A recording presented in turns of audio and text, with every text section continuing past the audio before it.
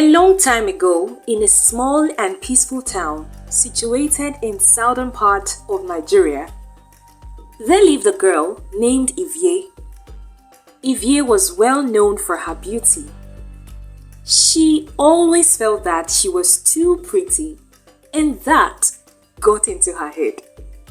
She disrespected elderly people who she came across and other young girls in the village. Whenever men came to woo her, she would insult them. This was how she treated the young and marriageable men in the town. All the young men now desist from her. After several years, all Ivie's friends and younger ones have gotten married and have given birth to children, but she was still in her father's house. This became a huge concern to her, but she always pretended she was unperturbed about it. One day, her father too, who was worried about his daughter's situation, called her one evening. Ivie, you have to change the way you behave to men and everyone if you truly want to get married. You can see all your mates have gotten married. Even Efosa, my brother's last daughter, which you senior with 5 years, is getting married in the next market day. But Ivie still stand on the notion that she can't marry anyone from the village, as she believed that they were all rascals. Her father suggested she relocated to her sister's village. Maybe she can find someone to get married to there if she was of good behavior. Ivie enthusiastically accepted because she was eager to settle down. Soon she packed her things and set to go to her auntie's house.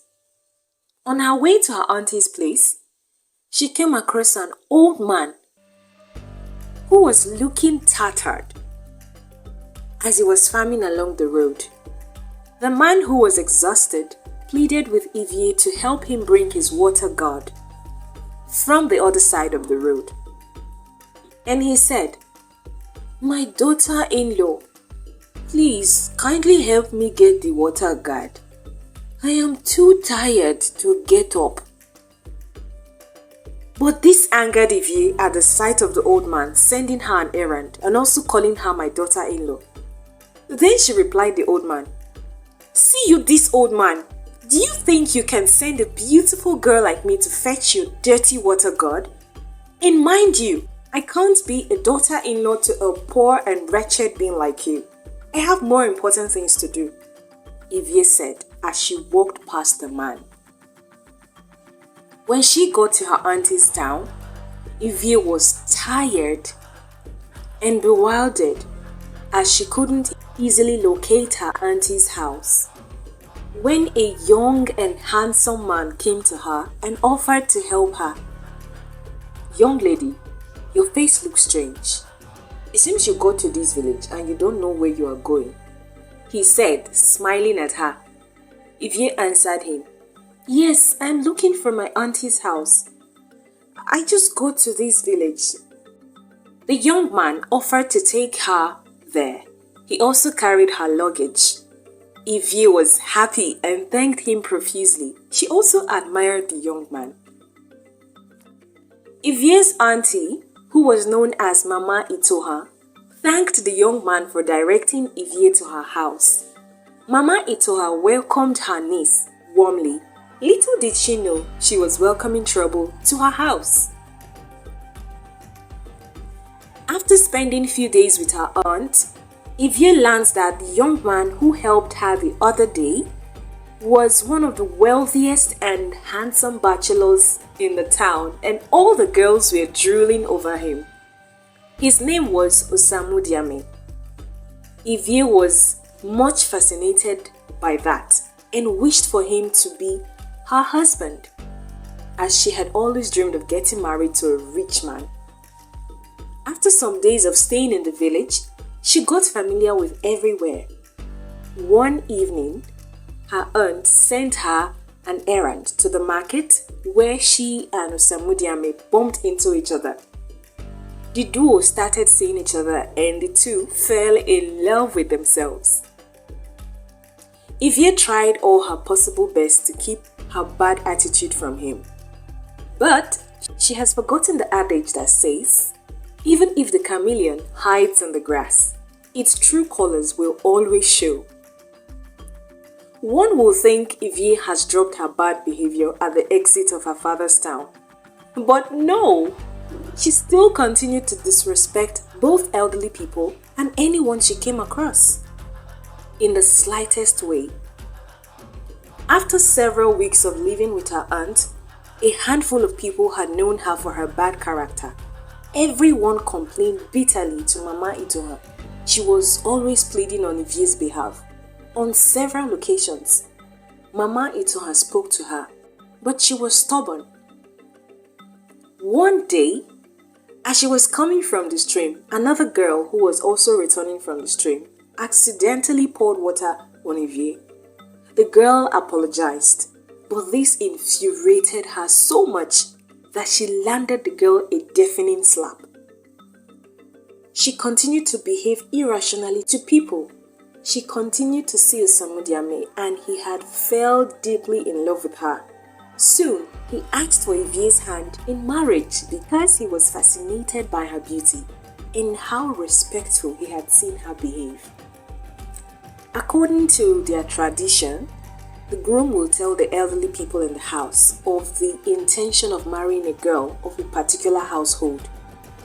Then, messages are sent to the girl's family and a date is chosen for the introduction.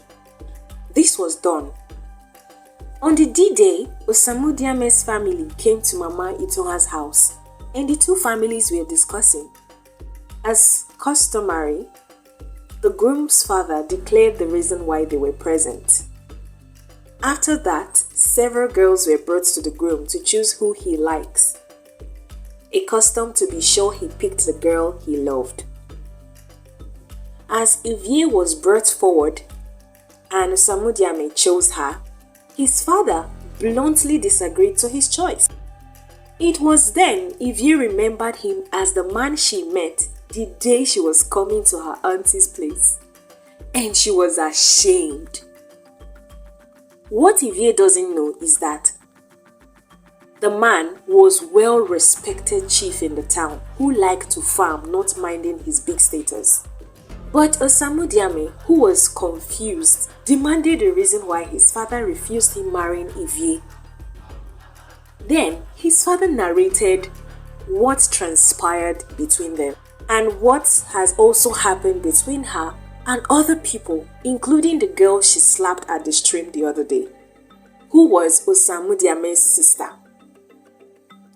Osamudiame had to call off the marriage as he could not settle down with such a disrespectful girl who was also pretending to be good to him. Mama Itoha and her father, who were present, felt ashamed as they were disgraced by Osamudiame family because of Ivie. Ivie, who was sobbing all the while, knew her bad character had brought shame and reproach to her, and no man will ever want to marry her. She lived her life full of regret and had wished she had listened to her father and her auntie.